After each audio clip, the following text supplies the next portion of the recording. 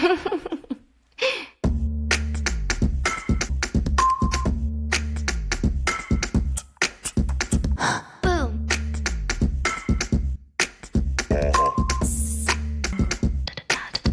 Wow. Stop.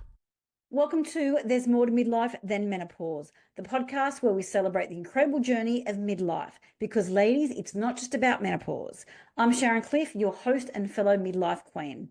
Midlife isn't a crisis, it is your best chapter yet. But let's be real, there's hot flushes, brain fog, and energy dips. This is your go-to podcast for real talk on perimenopause, menopause, hormones, confidence, relationships, and feeling sexy, strong, and fulfilled. Some weeks it's just you and me, and others I'll bring in some experts. Trust me, your best chapter is just getting started. This isn't just a change of life, it's a midlife movement. So grab a coffee or a champagne and listen up.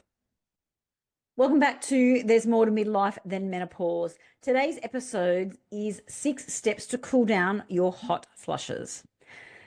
If your midlife thermostat feels permanently set to tropical, this one is for you, Queen. You might be desperate for relief, rushing to open the fridge or freezer door, stand there and fan the nice cool breeze in your face. You might run into the bathroom or the kitchen and splash some cool water on your face. Or you might step outside and try and catch a bit of a cool breeze. Or if you're in a winter climate where you have snow, you might go and run and jump in the snow. Whatever you do to cool yourself down. And then, minutes later, you find yourself chilled and bathed in a cold sweat. And your heart feels like it's racing, thumping out of your chest. None of this is fun, queens. So, what exactly are hot flushes? Or in some cases, hot flushes. Let's go with hot flushes. If you've ever felt your face really flushed and hot while giving a presentation, that's a hot flush. Basically, it's sudden feelings of intense heat, sweating, flushing, heart palpitations, and sometimes anxiety or chills. Now, they only typically last a few minutes, but that can feel like an eternity. Depend on what you're doing. If you're standing in front of an audience of 50 people giving a presentation, a few minutes can feel like a few hours. Now, hot flushes and night sweats are really common in perimenopause and menopausal women. It's the symptoms that affect 75% of women. Now, that tells you that, Queen, you are not alone. You are certainly not alone. So why the hell do we get hot flushes? Well, we don't really know why we get them. We don't know why hormones cause hot flushes. And considering we've been having these for a long time now, girls, and there is so much research around hormones, and yet we still don't know how it affects hot flushes or what causes them. What we do know is that hormone changes, primarily estrogen fluctuations during menopause, this disrupts the body's temperature control. And also lifestyle factors. So things like stress, caffeine, alcohol, sugar, and spicy foods can also trigger or intensify hot flush symptoms. So let me give you 6 game-changing tips for managing hot flushes. Okay, get a pen and paper or get ready to pause these and note them down on your phone. Tip number 1, chill out. No, literally chill out. Dress in layers. Use clothes that you can take off when you get hot. So, don't just wear one outfit. Wear a blouse that you can undo. Wear a jacket that you can unzip. Wear layers that you can take off. Use cooling towels on your neck, on your forehead. Use them to cool you down. Keep a fan handy. You know those little portable fans that you can pop on your computer or pop in your handbag. Even get a fan and fan yourself. Keep that in your handbag. Sleep in breathable fabrics like cotton or bamboo. Particularly be careful about what you wear to bed. So pajamas, making sure that they are breathable, that they're loose, they're not too tight, and again, made out of cotton or bamboo. Or sleep in the nude. Sheets are a big thing. We want to make sure that sheets are cool and comfortable. So linen and bamboo, again, seem to be a lot cooler than cotton sheets. And girls, I know you're going to love the satin sheets, but they are way too hot. Tip number 2, ditch the hot flush triggers. Things like spicy foods. Yes, we know you love your spicy Thai and you love your spicy margaritas, but you might need to limit the spice. Spice up midlife in other ways. Caffeine. We all love a good cappuccino, but we need to limit them. Just have one in the morning or switch to decaf or switch to cacao. Alcohol. Yes, I know you really want that spicy margarita, but alcohol is a big trigger for hot flushes. So perhaps limit the amount of alcohol that you're having or switch to no alcohol wine or lower alcohol wine. Also, we all know we crave sugary snacks in the afternoon. We also need to limit our sugary snacks. So all of these things, spicy food, caffeine, alcohol, and sugary snacks can all intensify symptoms. I'm sorry, I know you love your nighttime wine, but maybe you just need to cut it out or cut out the extra couple of glasses. Now, wine is the ever-tempting temptress.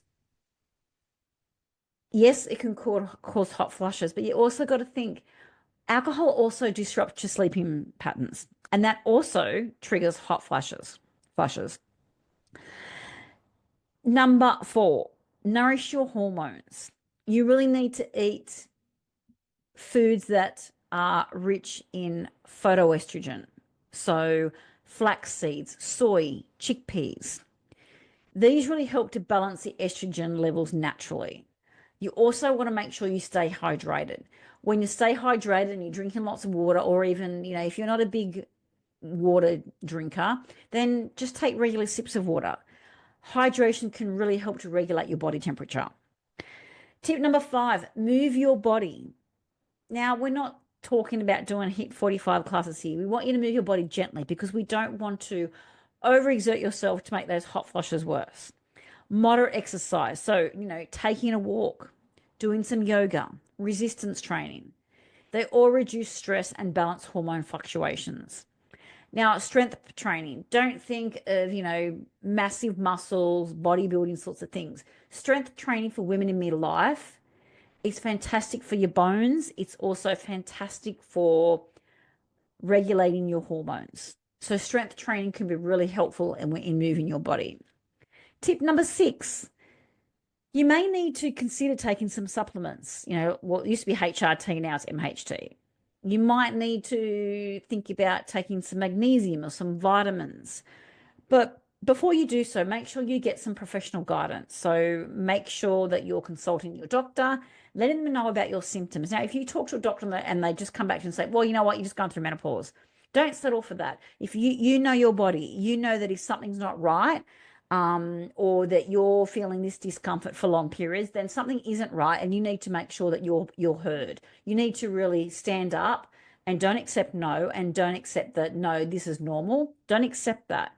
Either find a new doctor, someone who will listen to you, and go and get it's really recommended every year anyway to go and get a series of blood tests to make sure that all of your different levels are not just hormones, to make sure that everything in your body is on track and as it should be, and is your normal, because remember, not everyone's normal is someone else's normal. Your normal might be different. My bloods are, they're made up a bit differently. So my normal is very different to other people's normal. So just making sure that you're getting that checkup every year, because then you've got a baseline. So as you move through midlife and as you get older, you know what your baseline is about, what your, hormone levels or iron levels or anything like that. So make sure you do get that regular checkup, and always seek medical advice. So just to wrap things up, the 6 tips were, number 1, chill out. Number 2, ditch the hot flush triggers. Number 3, stress less, flush less. Number 4, nourish your hormones. Number 5, move your body gently. Number 6, consider supplements or HRT or MHT medication. So to wrap things up, I just want to let you know you're not alone. Yes, hot flushes come on. They don't last long. They don't define us. Midlife can still be fabulous, and they may last 2 minutes. They may last 5 minutes or 10 minutes, but that time will pass.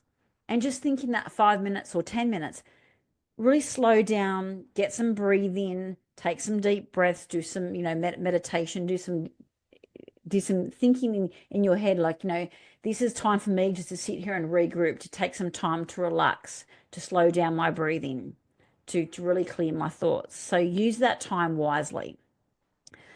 And they're not going to last long. And they also aren't going to last forever.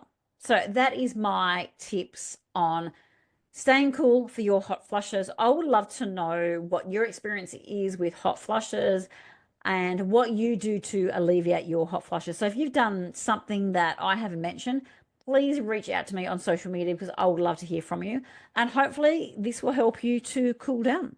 Now, if you want to delve into hot flushes on a deeper level and you want a bit more personal support, shoot me through a DM on social media and we can see how we can work together to make you cool down quicker and longer and work with you on some different strategies that you can do personally to help your hot flushes to cool down. Let me know. I would love to hear from you. And if you have other tips that I haven't mentioned or you do other things to help your hot flushes, definitely reach out and let me know.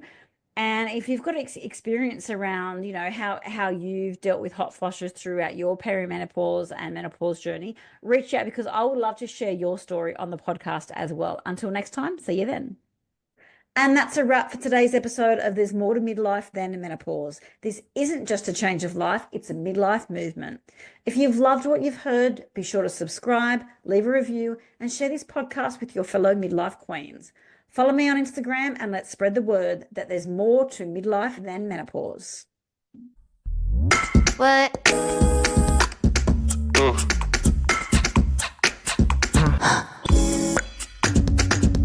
Bye.